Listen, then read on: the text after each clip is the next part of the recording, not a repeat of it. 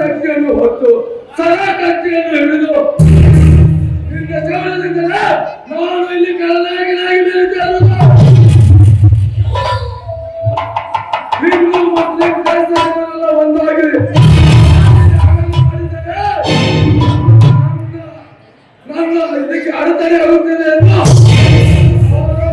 ಕದಲ ಹಚ್ಚ ರಾತ್ರಿ ನಮಾಜು ಸ್ಮರಣೆಯನ್ನು ಬಂದು ಮಾಡಿದ್ದೇವೆ. ಅದಕ್ಕೆ ಒಂದೇ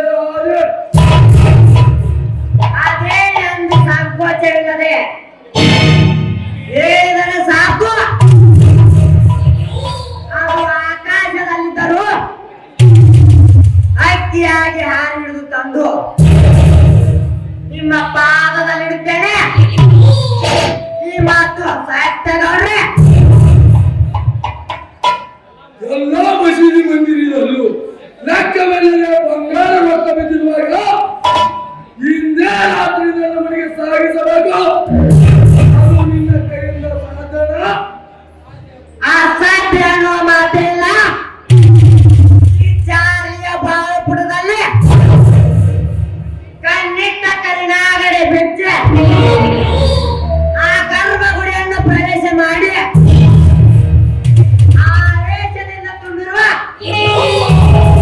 ಆ ಚಿನ್ನದ ಆಭರಣ ಕಾದು ತಂದು ನಿಮ್ಮ ಅರಮನೆ ತುಂಬದಿದ್ದರೆ ಚಾಲನೆ ಅಲ್ಲ. ಬರ್ತೀನಿ.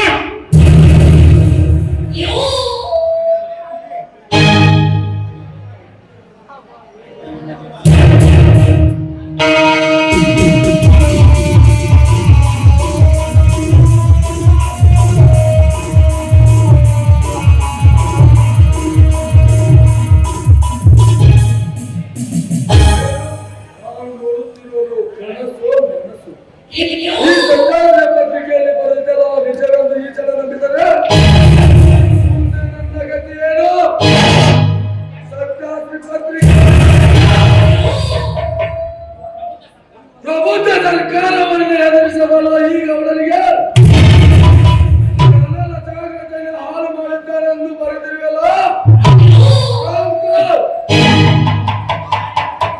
ಜಾತಿಯ ಜಗಳ ಹಚ್ಚಿದವನೆಂದು ಲಕ್ಷ್ಮೀಪತಿಯ ಪಾಟಿ ಎತ್ತಿ ಹಾಕಿದವನೆಂದು ನೇರವಾಗಿ ಬಂದಿದ್ದಲ್ಲ.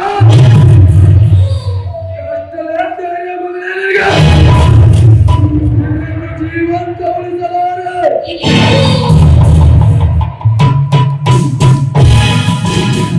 ಪ್ರೆಸ್ಸಿಗೆ ಬೆಂಕಿ ಹಚ್ಚಿ ನನ್ನ ಆತ್ಮ ಶಾಂತ ಮಾಡಿಕೊಳ್ಳುತ್ತೇನೆ. ಅಲ್ಲಿವರೆಗೂ ನನಗೆ ನೆಮ್ಮದಿನೇ ಇಲ್ಲ. ಲಗ, ಲಗ, ಲಗ, ಲಗ.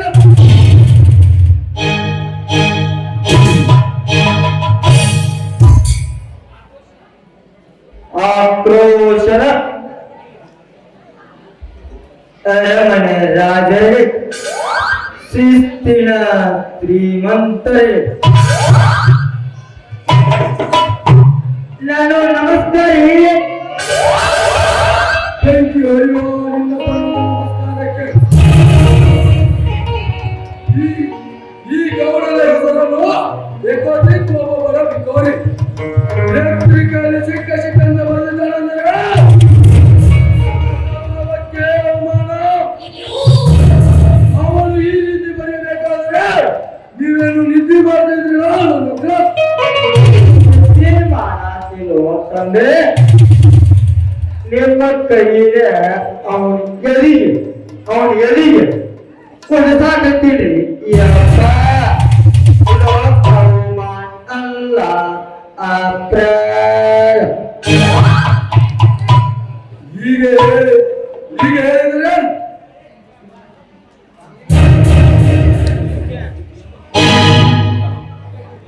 ನಮಸ್ಕಾರ ಗೌಡ್ರೆ. ಏನು ಮಹಾಮೇಧಾವಿ ಸತ್ಯಾಗ್ರಹ ಪತ್ರಿಕೆಯ ಧೀರನಾನ್ನ ಮಹಾವೀರ.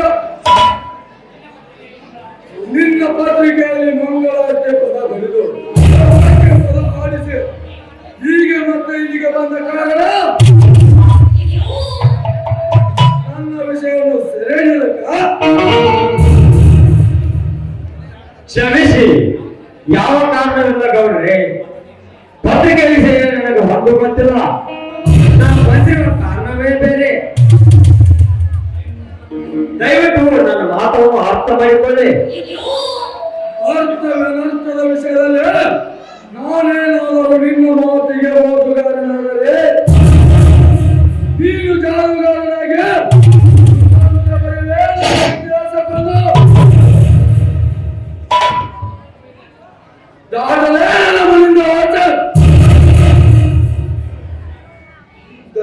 ಗೌಡ, ನಾನು ಮೊದಲ ಹೇಳಿದ್ದಲ್ಲಪ್ಪ, ಸಮಯ ಕಾಲ ಹಲವು ದಾರಿಗಳು ಉಂಟಂತೇಳಿ. ಅದ್ರಲ್ಲಿ ಇದ ಮೊದಲನೇ ದಾರಿ ನೋಡಿ ಅಪ್ಪ. ಬರ್ರಿ, ಬಾ ಬಾ ಮಾಡಿ ಅಪ್ಪ ಅಂದ್ಮೇಲೆ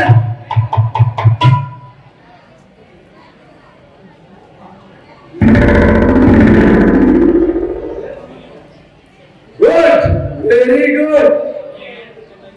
ಈ ಐಡಿಯಾ ತುಂಬಾ ಚೆನ್ನಾಗಿದೆ.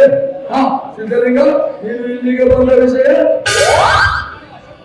ಇವರು ಅಶೋಕ ಅಂತ, ಇವರು ತುಂಬಾ ಬಡವನಿದ್ದಾನೆ. ನಿಮಗೆ ವಿದ್ಯಾಭ್ಯಾಸಕ್ಕಾಗಿ ತಮ್ಮ ಹಂತಕ 50,000 ಹಣ ಬೇಕಾಗಿದೆ.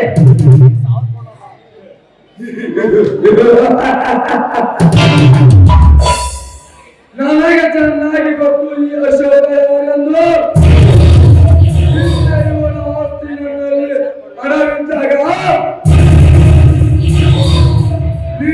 ತಮ್ಮ ನನ್ನೊಂದಿಗೆ ವೈರತ್ವ ಬೆಳೆಸಿ ಈತನ ಹೊಲವನ್ನು ಬೆಳೆಸಿಕೊಂಡಿದ್ದ ಅವನಿಗೆ ಮಾತಾಕತ್ತಿದ್ದರೆ ಅವನೇ ಇವನಿಗೆ ಸಹಾಯ ಮಾಡಬೇಕಿತ್ತು. ಹೇಳಿ ನನ್ನೊಂದಿಗೆ ಕಳಿಸಿದನೆಂದರೆ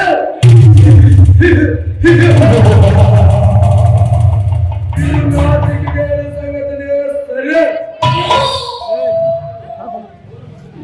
ಅವನ ಮಾತನ್ನು ಎಲ್ಲರೂ ಯಾವತ್ತೂ ಹಚ್ಚಿಕೊಳ್ಳಬೇಕವ್ರೆ. ನಿಮ್ಮ ಪರವಾಗಿ ನಾನಿದ್ದೇನೆ. ಬಡವರ ಬಂದ ಎನಿಸಿಕೊಂಡಿರುವ ನೀವು ಹಿಂದೂ ಧರ್ಮವಾಗಿ ಆನಂದದಿಂದ ಇಂಥ ಬಡವರಿಗೆ ಸಹಾಯ ಮಾಡಿದರೆ ಚಂದ್ರನಂತ ಕೀರ್ತಿ ಬೆಳೆಯುತ್ತದೆ ಈ ಜಗದಲ್ಲಿ. ಹೌದು ನೋಡ್ರಿ, ಹಿಂದೆ ನನ್ನಿಂದ ಏನಾಗಿದ್ರನ್ನು ಒಂದನ್ನು ಕ್ಷಮಿಸ್ರಿ. ಹಣದ ಕೊರತೆಯಿಂದ ಕೊಪ್ಪಕ್ಕೆ ಹೋಗಿ ನನ್ನ ವಿದ್ಯಾಭ್ಯಾಸ ಹೇಗಿದೆ. ಅದೇ ನನ್ನ ಆಸ್ತಿ ನಿಮಗೆ ಬರೆದು ಕೊಡುವೆ. ನನಗೆ ಹಣದ ಸಹಾಯ ಮಾಡಿ. ನೀನೆಷ್ಟು ಹೊತ್ತು ಕರೆದರು ಮನಸ್ಸು ನನ್ನದಲ್ಲ. ಈ ಗೌರ ಆಡಿದರೆ ಒಂದೇ ಮಾತು, ಹೊಡಿದರೆ ಒಂದೇ ಬಾಳ. ಮೆಟ್ಟು ಕೊಟ್ಟ ಹೊಲದಲ್ಲಿ ಮತ್ತೆ ಎಂದಿಗೂ ಸಾಧ್ಯವಿಲ್ಲ. ನೀನೇನಾದರೂ ಹೂ ಅಂದರೆ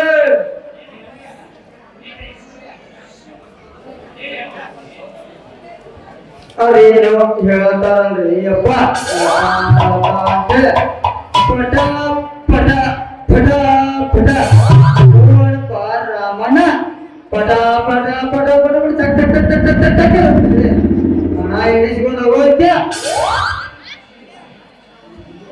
ಅದೇನಂತ ಬಿಡಿಸಿ ಹೇಳಂಗವ್ರಿ. ಅದಕ್ಕೆಲ್ಲ ನಾನು ಸಿದ್ಧನಾಗಿರ್ತೇನೆ. ನನ್ನಿಂದ ನಿನಗೆ ಹಣವಾಗಿದ್ದರೆ ನಿನ್ನ ಊರು ಮುಂದಿನ ಹೊಲವನ್ನು ಬರೆದು ಕೊಟ್ಟು ನಿನ್ನ 50,000 ಹಣವನ್ನು ಈಗಲೇ ತೆಗೆದುಕೊಂಡು ಹೋಗು. ಆಯ್ತು ಗೌಡ್ರೆ, ಸಂತೋಷವಾಗಿ ಸಹಿ ಹಾಕೊಡ್ತೇನೆ. ಅಶೋಕರ ಕೈಯಲ್ಲಿ ಹಣ ಕೊಟ್ಟು ಬಿಡಿ. ಅಣ್ಣ ಅಣ್ಣ, ನನ್ನ ಆಸ್ತಿದರು ನಿನ್ನ ಹೊಲ ಬರೆದು ಕೊಡ್ತೀಯಣ್ಣ. ಬೇಡಣ್ಣ ಬೇಡಣ್ಣ, ಇದರಲ್ಲೇನೋ ಮೋಸವಿದೆ. ನನ್ನ ವಿದ್ಯಾಭ್ಯಾಸದಿಂದಲೂ ಚಿಂತೆ ಇಲ್ಲ. ಇವರಿಗೆ ನಿನ್ನ ಹೊಲ ಮಾತ್ರ ಇವರಿಗೆ ಬರೆದು ಕೊಡಬೇಡಿ ಅಣ್ಣ. ರೈಟ್, ನೀವು ಬಹಳ ಹೊತ್ತಿನವರೆಗೆ ನಿಂತರೆ ಈ ಗೌಡನ ಮನೆ ಹೊಲಸಾಗಬಹುದು. ಮನೆಯಿಂದ ಆಚೆ.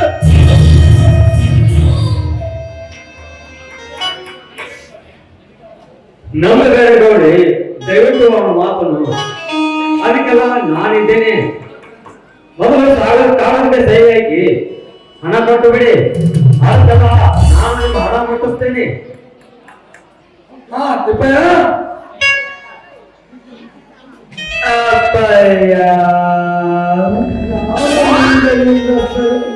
ಸಹಿ ಮಾಡಿಸಿಕೊಂಡು ಅವನಿಗೆ 50,000 ಎನಿಸಿಕೊಡು.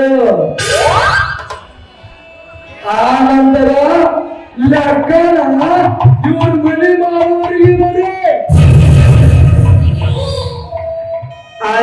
ಆಯ್ತೇನಪ್ಪ ರಾಮಣ್ಣ. ಬಾ ಬಾ ಬಾ.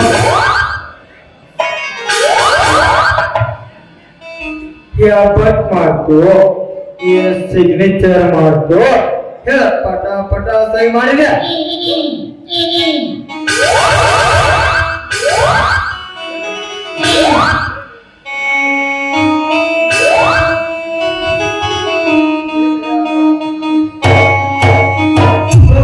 ಹಣ ತಗೊಂಡು ಹೋಗಿ.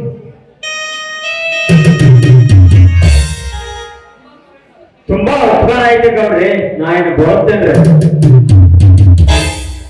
ನಮ್ಮ ಉಪಕಾರ ಮಾಡಲಿಲ್ಲ ಗೌಡ್ರೆ, ನಾವು ಬರುತ್ತೇವೆ. ಲಗ ಲಗ ಲಗ ಲಗ ಬರಬೇಕು ಬರಬೇಕು ರಾಮಲಿಂಗ. ನಾನು ನಿನ್ನ ಅಶೋಕನಿಗೆ ಕೊಟ್ಟ 50,000 ಹಣ ಅವಳ ವಿದ್ಯಾಭ್ಯಾಸಕ್ಕಾಗಿ ಅಲ್ಲ, ನಿಮ್ಮೆಲ್ಲರ ಅಂತ್ಯ ಸಂಸ್ಕಾರಕ್ಕಾಗಿ. ನಿನ್ನ ತಂದೆ ನನ್ನ ಮನೆತನದ ಮೇಲೆ ಮಾಡಿದ ಸಣ್ಣ ಬಯಲತಕ್ಕೆ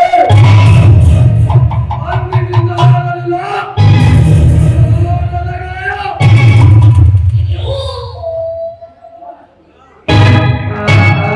ಆ